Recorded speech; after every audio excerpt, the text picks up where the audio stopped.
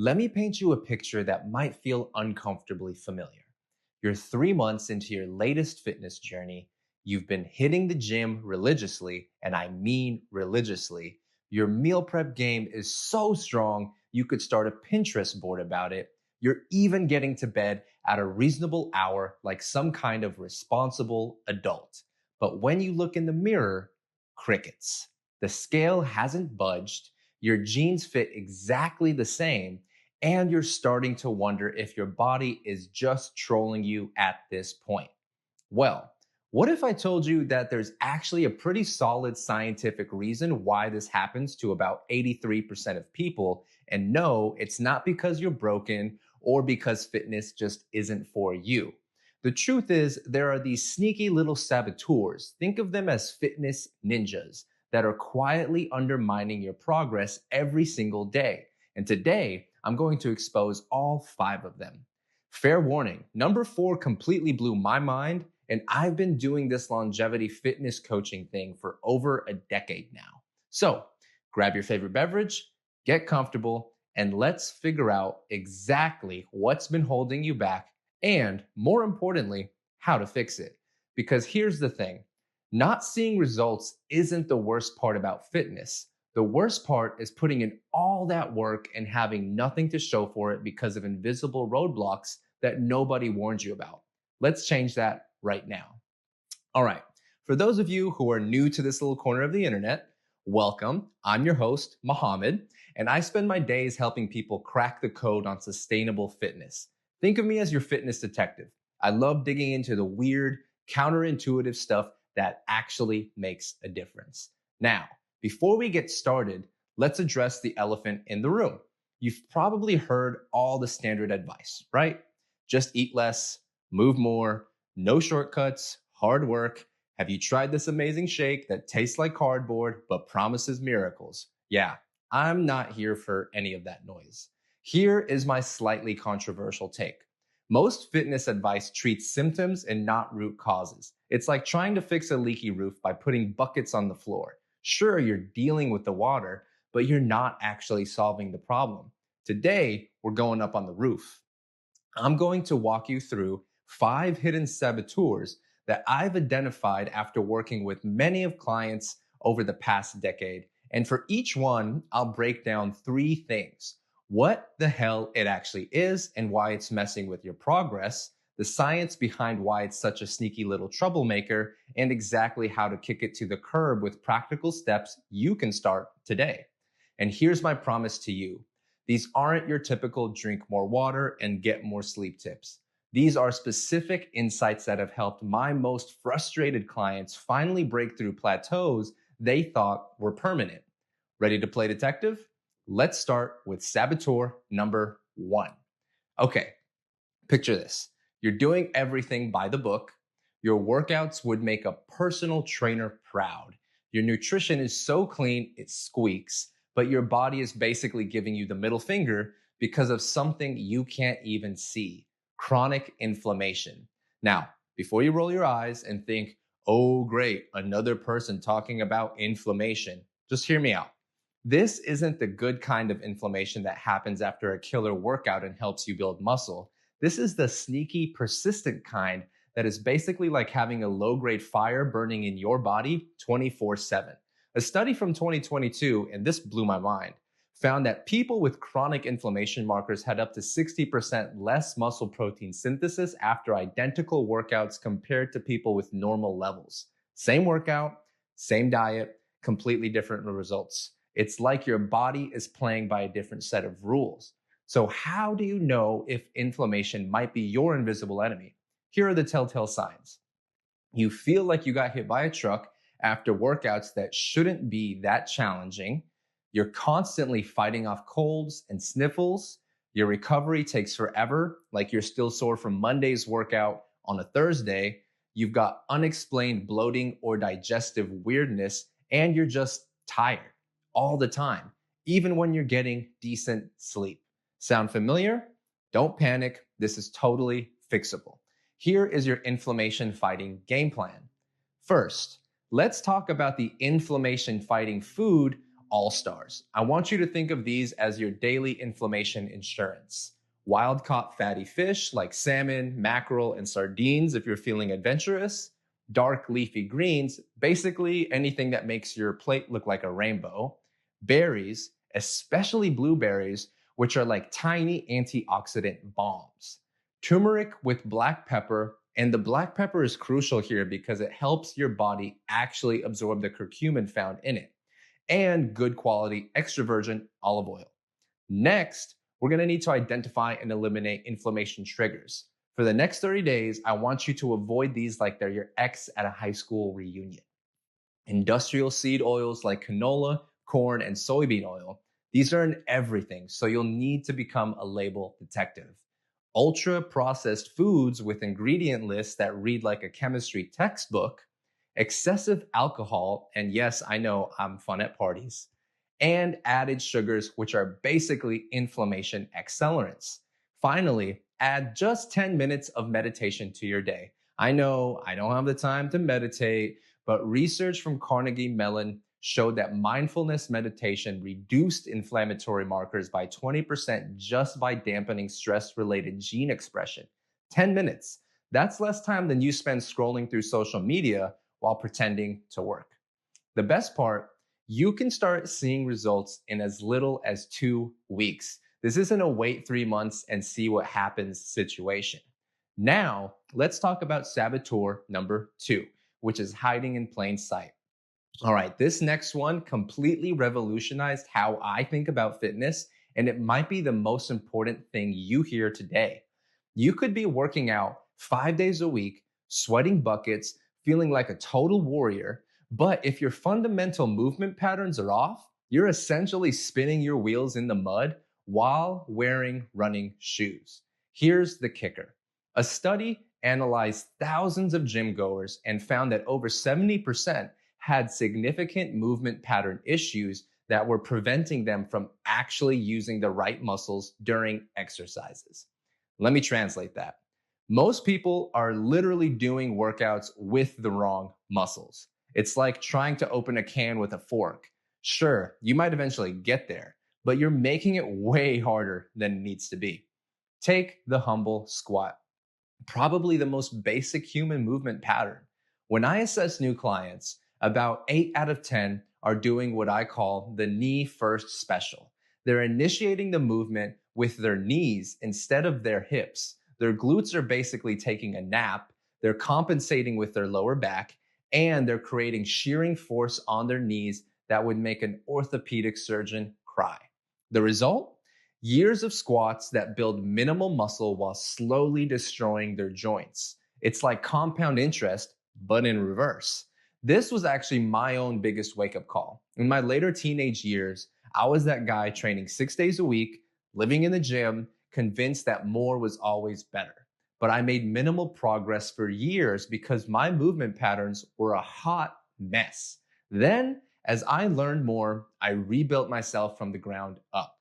Within 3 months of fixing these fundamental issues, I gained more muscle than I had in the previous 2 years. 2 years of wasted effort because I was essentially doing exercises wrong.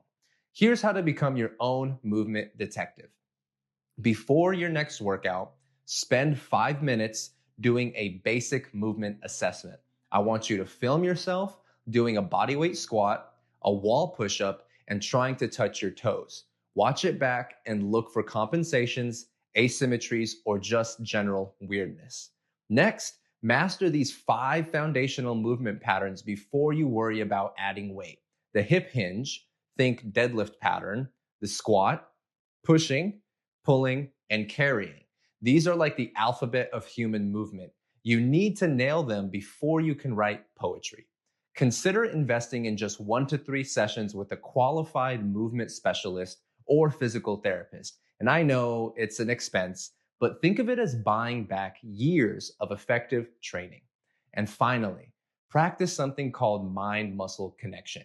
Research shows that consciously focusing on the muscle you're trying to work increases activation by up to 25%.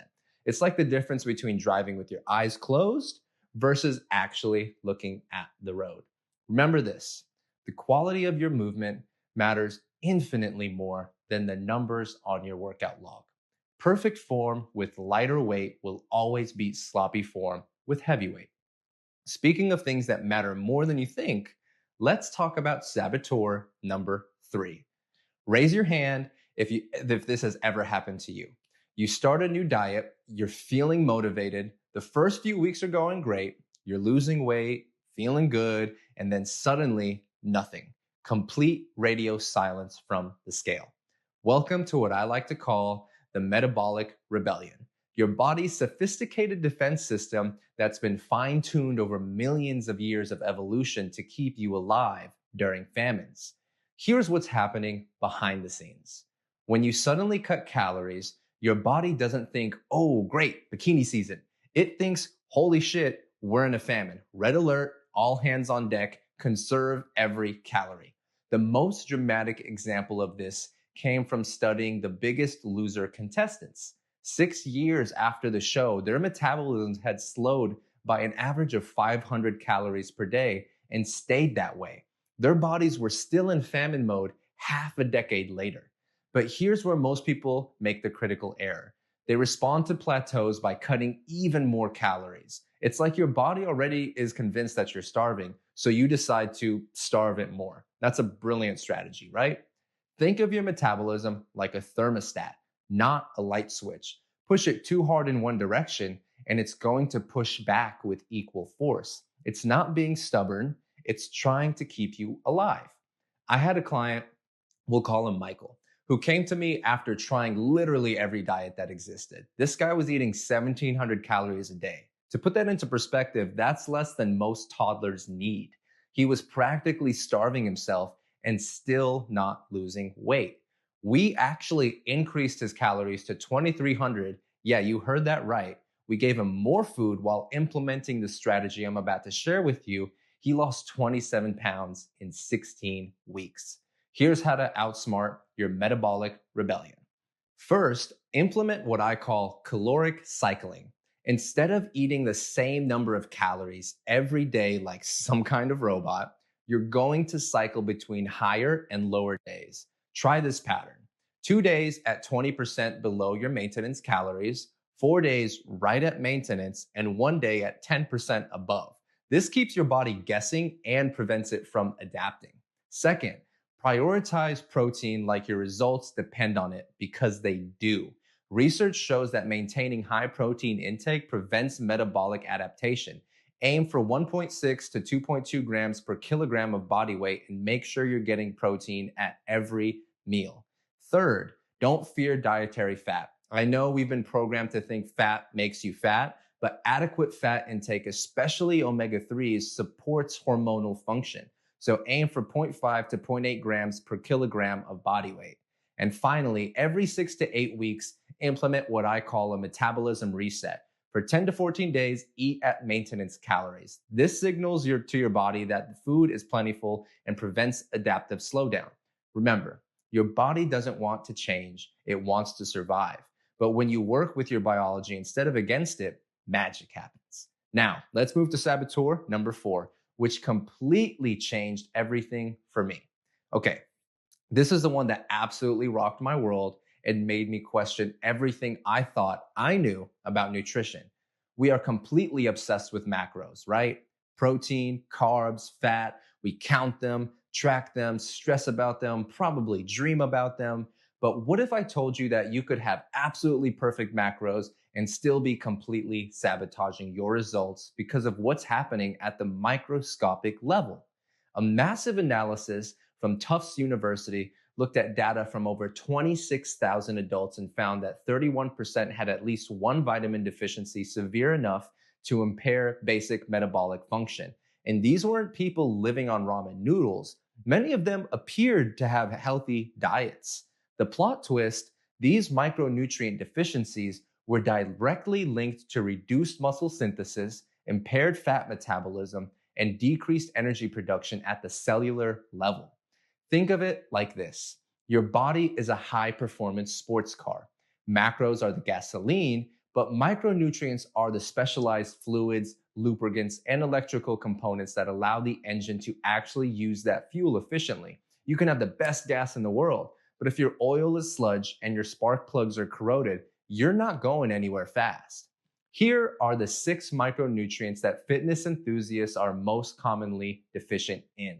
Magnesium, involved in over 300 enzymatic reactions, including energy production and protein synthesis. Most people are walking around magnesium deficient and wondering why they feel like garbage. Vitamin D. This isn't really a vitamin. It's more like a hormone that regulates over 2,000 genes. If you're not getting adequate sun exposure or supplementing, you are probably deficient. Iron, essential for oxygen transport to working muscles. Low iron equals poor performance, period.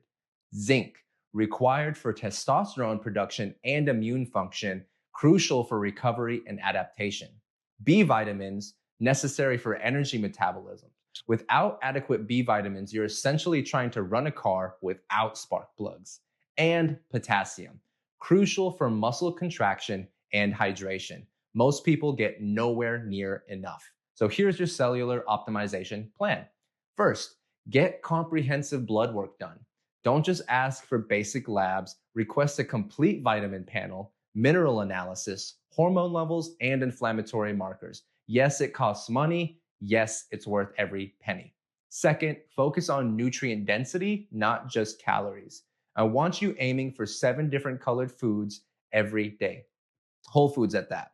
And rotate your protein sources. Different animals and plants have completely different nutrient profiles. And if you're feeling adventurous, consider adding some liver to your diet occasionally. It's nature's multivitamin.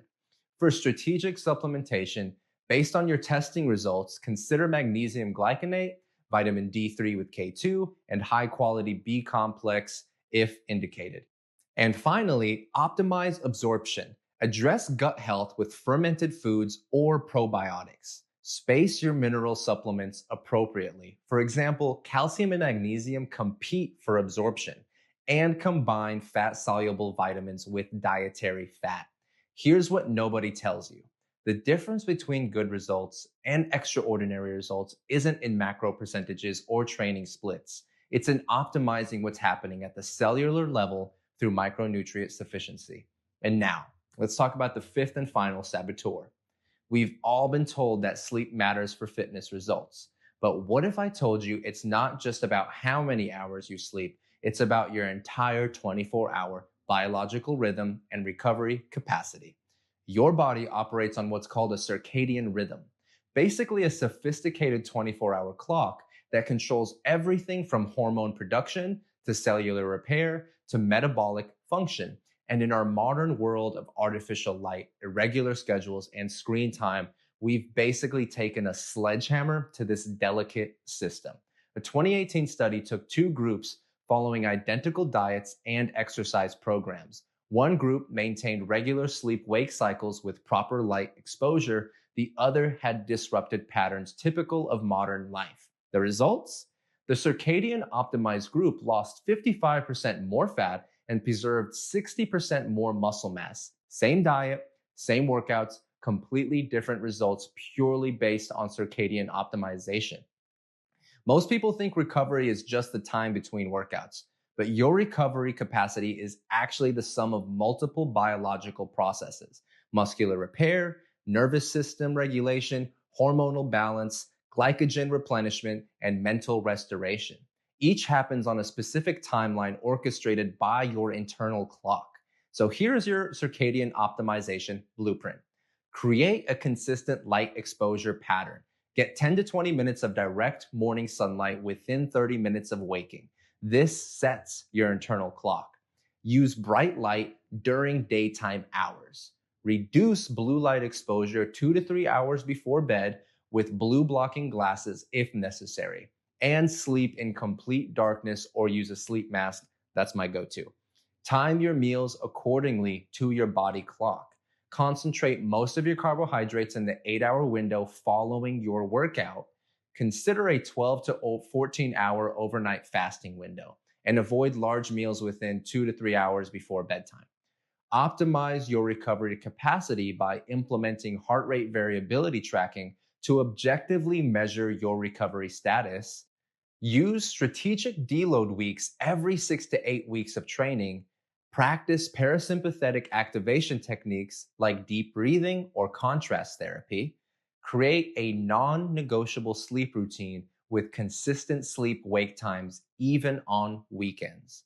Keep your bedroom between 65 to 68 degrees Fahrenheit. Remove all electronics from your bedroom and develop a 15-minute wind down ritual. Your body doesn't build muscle or burn fat during your workout. It does so during recovery. Optimizing your circadian rhythm isn't just about feeling better. It's about creating the biological conditions necessary for transformation. Let's do a quick recap of our 5 fitness ninjas. Chronic inflammation, the invisible fire that's burning through your progress. Misaligned movement patterns, working out with the wrong muscles in the right exercises. Metabolic adaptation, your body's rebellion against weight loss. Micronutrient deficiencies, the cellular sabotage happening below the surface. And dysregulated circadian rhythm, disrupting your body's natural recovery processes. The reason these saboteurs are so dangerous is because they're invisible. Unlike lack of motivation or discipline, these are silent enemies. You can be doing everything right according to conventional wisdom and still have these factors quietly undermining your results. But here's the empowering truth. Now that you know what to look for, you can systematically eliminate each saboteur using the specific strategies we've covered. When I implemented these exact strategies, first with my own training, then with hundreds of clients, the transformation wasn't just physical, it was psychological. There's nothing more frustrating than putting in work without seeing results, and nothing more motivating than finally breaking through plateaus you thought were permanent. Remember, fitness transformation isn't about working harder, it's about working smarter. Eliminate these hidden saboteurs and watch as the body you've been working for finally becomes the body you have. Thanks for spending this time with me today. And until next time, keep questioning everything and never stop optimizing.